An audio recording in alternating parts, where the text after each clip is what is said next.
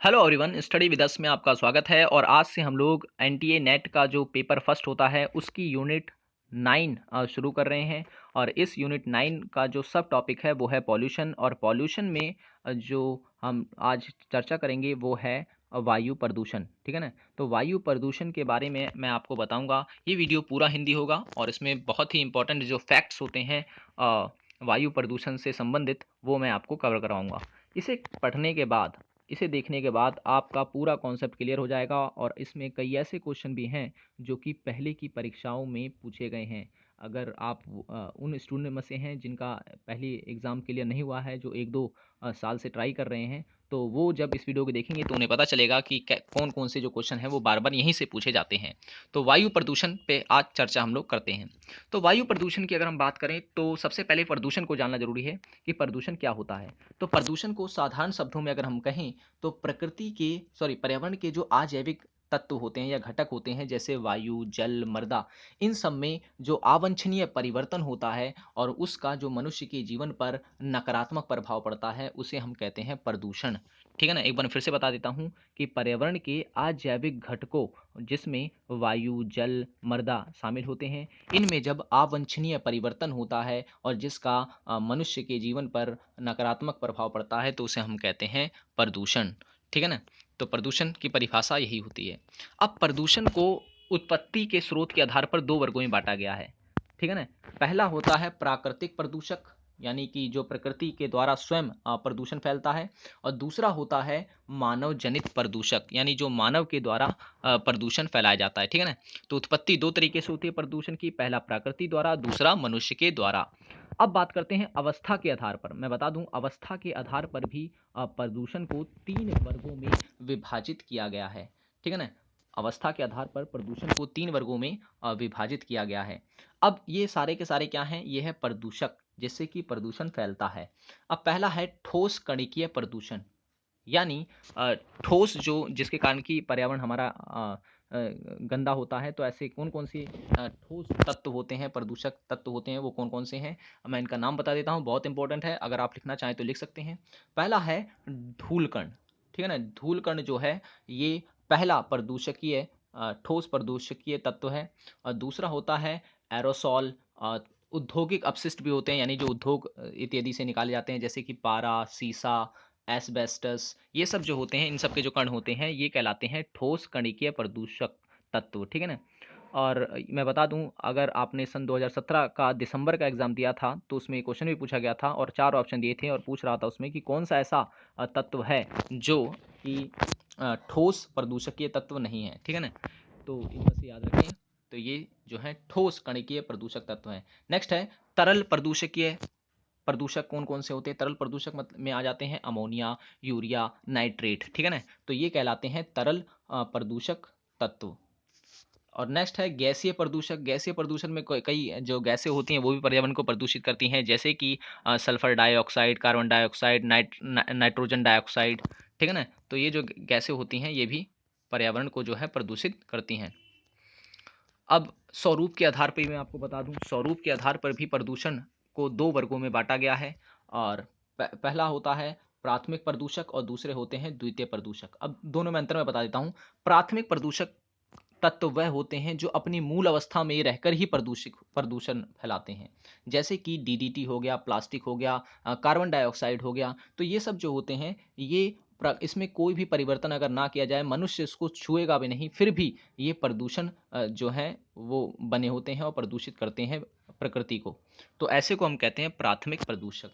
दूसरा होता है द्वितीय प्रदूषक। द्वितीय प्रदूषक वह होते हैं जो प्राथमिक प्रदूषण की अंतक्रिया से निर्मित होते हैं, जैसे कि मनुष्य है। अब मनुष्य क्या करता है कि जो प्लास्टिक वगैरह होती है इसको लेता है, इसको जलाता है। ठीक है ना। तो इससे भी पर्यावरण प्रदूषित होता है। तो ऐसे प्रदूषक को हम कहते हैं द्वितीय प्रदूषक। इसमें कई सारे की तत्व शामिल हो जाते हैं, जैसे कि पैरोक्सी एसिटिलीन नाइट्रेट। ठीक है ना। दूसरा होता है नाइट्रोजन ऑक्साइड, हाइड्रोकार्बन। इन सब के से जो अंतक्रिया होती है तो और भी हो सकते हैं, जैसे ओजोन, अमोनिया, ये इन्हीं सब में आते हैं। तो ये कहलाते हैं द्वितीय प्रदूषक, जिससे कि पर्यावरण प्रदूषित होता है। ठीक है ना। और ये निस्तरण की प्रकृति के आधार पर भी प्रदूषण को 2 प्रकार में बाँटा गया है। एक होता है जैव निम्नीकरणीय और दूसरा होता है जैव अनिम्नीकरणीय, ठीक है ना? अब जैव निम्नीकरणीय कौन-सा होता है? जैसे कि जो घरेलू इस्तेमाल में होता है, जैसे कचरा, मल-मूत्र होता है, सीवेज होता है। तो ये सब जो कहलाते हैं, ये कहलाते हैं जैव निम्नीकरणीय प्रदूषक, ठीक है ना? और एक होता है जैव अनिम्नीकरणीय प्रदूषक।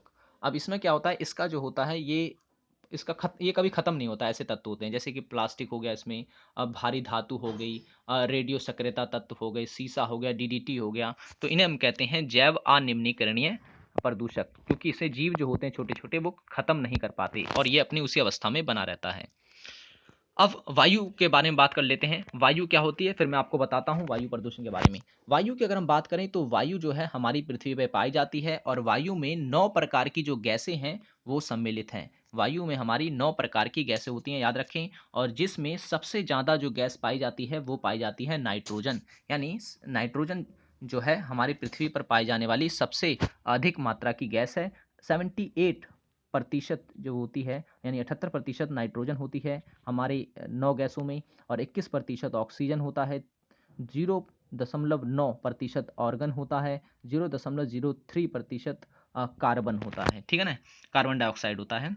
तो इस तरीके से ये वायुमंडल की कुछ प्रमुख गैसें होती हैं, ठीक है ना? और ये जो गैसें हैं, उनमें जब मानव प्रकृति के द्वारा कुछ छेड़छाड़ की जाती है, जब प्रदूषण किया जाता है, तो ये गैसें जो होती हैं, ये नए प्रदूषण को जन्म देती हैं, ठीक है ना?